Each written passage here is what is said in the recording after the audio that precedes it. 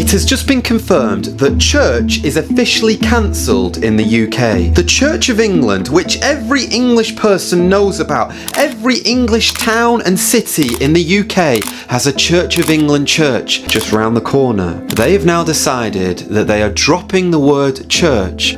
Hi guys, welcome back to our channel. In case you're new here, my name is Maren. And I'm Maureen. Yeah, so in today's episode, we are going to be reacting to a video we found on the internet that we found quite interesting. And by the end of this video, guys, we just want you to form your own conclusions. If you have any opinion, you can leave it on the comment section, right? And the question we're asking today, Maureen, is the religious institution being used as a front for, what can I say? Something more sinister. Because most churches in England right now, they're rebranding their names, even how they call their Bible studies. But we don't want to talk much, guys. Let's watch this video and then we come back and talk about it. Please leave us a comment on the comment section of what you think about this video, and also consider subscribing if you've not. Let's watch. They have now decided that they are dropping the word church and instead calling it community. And they've got £80 million worth of funding to do so. But it gets worse. Instead of having Bible study and prayer in a church, they've decided, no. We need to be more modern. We need to swap that for countryside walks. And honestly, the way the Church of England is now going, I would not be surprised if the next Archbishop of Canterbury is Chris Packman. You think I'm joking? This is embarrassing. And the big question that needs to be asked is, has anyone ever asked Jesus Christ what he thinks about this? Has anyone ever asked Jesus Christ? Because didn't Christ himself say, I will build my church and the gates of hell will not prevail against it? This is not your church, O Church of England. The leaders of the Church of England, you have no right to say you are dropping a word that has been there since the very beginning of the church, since God himself ordained and worked through the people, the local body of Christ, and called it the church. You have no right to change it. Breaking shocking news, the Church of England's dirty secret. The Church of England once owned a sugar plantation on Barbados that profited it about £5 million a year in today's money. They purchased slaves from West Africa and subjected them to inhuman treatment, including having the word society branded on their chests with a hot iron to show that they were the property of the church. The further shocking news that has just emerged is that a previous Archbishop of Canterbury actually chaired the meetings approving the purchase of more slaves for the plantation. They were needed because so many had died as a result of their inhuman treatment. The church also enslaved children as workers too. The wealth the church enjoys today and its ownership of vast parts of the land and real estate of England and its prestige is because of this shameful blood money from the past. The Catholic Church and many of the popes were no better, abusing the innocent and forcing them into slavery. People often trust religion, religious people, and the church. They shouldn't. It has little, if anything, to do with God or Jesus. It is a human system spawned, controlled, and dominated by men. It is responsible for atrocities throughout history, even up to our present day.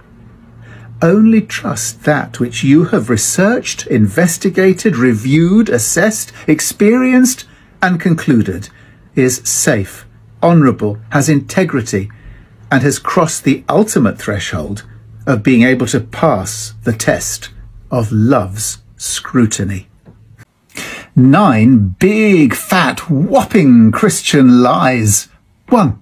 Christians claim that God has chosen them above others. No, God has no favourites. Only bad parents have favourites. 2. Christians claim the Bible is God's word. No, the Bible didn't even exist in Jesus' time. God speaks continually. 3. Christians claim that God sent Jesus to die. No, God sent him to live. Religious fanatics killed him. 4. Christians claim that Jesus is the only way to God. No, Jesus said love was the way. 5. Christians claim that God needs blood to forgive. No, Jesus just forgave and said we should also. 6. Christians claim that we should go to church to worship. No. Jesus said, pray alone. 7. Christians claim that everyone should be Christians. No. Jesus never tried to convert anyone. 8. Christians claim they have the right to tell others how to live. No. Jesus said not to judge and not to condemn. 9. Christians claim only Christians go to heaven. No. Jesus said all good people go to heaven. Don't get tricked into believing Christian lies. Trust Jesus. Trust yourself. So guys, welcome back. I hope you saw what we had to put together for you, and I find it quite interesting. And one thing I have to say, Maureen, is the church has been accused of many things. Recently I watched a documentary just from the same UK that was accusing some religious leaders of, you know, essaying children. And you ask yourself, churches are supposed to be the safest place. Yeah. At least that is what they purport. They're supposed to be the holiest people on the planet, right? But you find that in churches is where the most evil activities happen.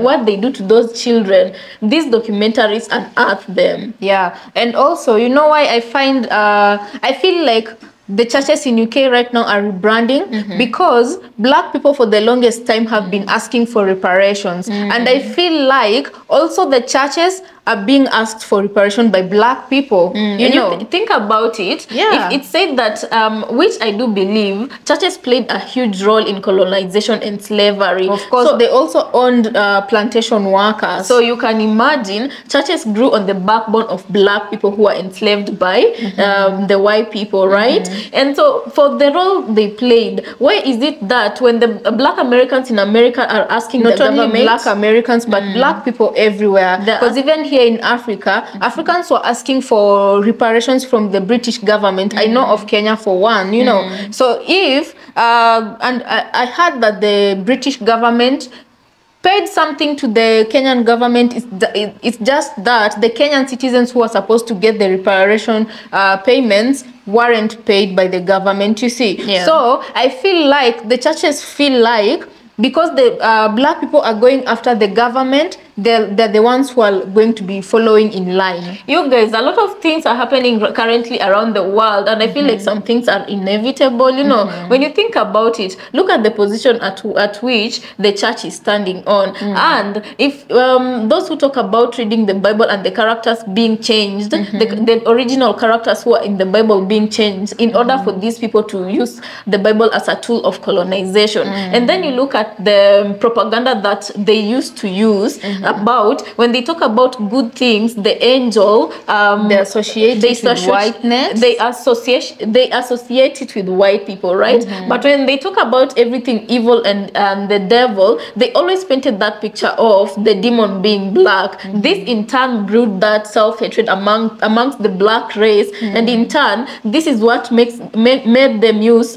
this tool as a tool of colonization. And them talking about them talking about, you know, black people obeying their masters, and they feel like these are the results of this also follow us to today's society. When you come like to countries like Kenya, Africa, and it's not only here, because I also understand that religion also can tend to slide into cultist activities even in America. You know, people are blinded by religion, and there are those who really follow it blindly. Let's take, for example, a case that happened in Kenya that went really viral. There was this priest called Mackenzie, right? This priest literally used religion to brainwash people to the point where people were starving themselves to death, and they thought they were doing the Lord's work by starving even children, newborn babies, because their pastor had told them so. You understand? Right. And then also, guys, if you've heard what this priest was saying, some things I agreed with, but a lot of things I was looking at him, listening with a side eye, you know. And this at this point is where I usually say I feel like people should everybody has their own understanding of who God is and what God says, you know. This is why they say you yourself, you have to know and you have to have an idea of who God is, because if you don't, people like this will carry you go. Yeah, guys, so let us know what you think about this episode on the comment section. But guys, another question I want to ask you is, what do you think about UK banning the name church, which has been used for centuries, and they're the ones who brought it here. Exactly, in Africa. They are the ones who came with those religions to establish here, because I understand Africans had their own religion, their own way of worshiping. Others, if not most, some would worship under trees, others on the mountains, others, you know, everywhere. And then the colonizers came and said, you know what, no, you have to be under this structure for God to hear your voices. Africans built the structures for God to hear their voice, and now they want to call it from church to, what did they say, from church to something they call fellowship or something, but they don't want to use, they're trying to move away from calling the institution church, right? And Bible studies, they're also wanting to do away with that. They want to call it something like fellowship or take evening walks. Now what are those? You tell me. Why I feel like those evening walks, they're creating a good ground, breeding ground for, you know, let me just say it, for pedis, you know, guys, for pedis, because in the pedos in the church actually is where you find a lot of these priests masquerading as good people, and then they end up harming people's kids, you know. But anyway, guys, let us I'm an overthinker, but I don't know. You guys, let us know what you think about this episode. But at the end of the day, I still feel like they're rebranding, and this is they just don't the want beginning. to pay reparations. And it's not just only about reparations. I feel like there's a bigger picture behind this that we still don't know of, because if they're allocating $82 million towards this venture, that's a lot of taxpayers' money for them to be using to do that. Yeah, there's a bigger picture than what we are being shown. Yeah, but I guess everything will just unravel with time, and we'll get to know. But these are the days that people normally encourage, you are normally encouraged spiritually, stay woke spiritually, and do yourself. Just don't follow people blindly, right? If you want to have that spiritual connection with God, read the Bible for yourself. Don't let such people interpret the Bible for you, right? And whatever you're taking, just take it with like a grain of salt. A grain of salt. Take what you can, and that which you don't agree with, you are at liberty to, you know, to refuse.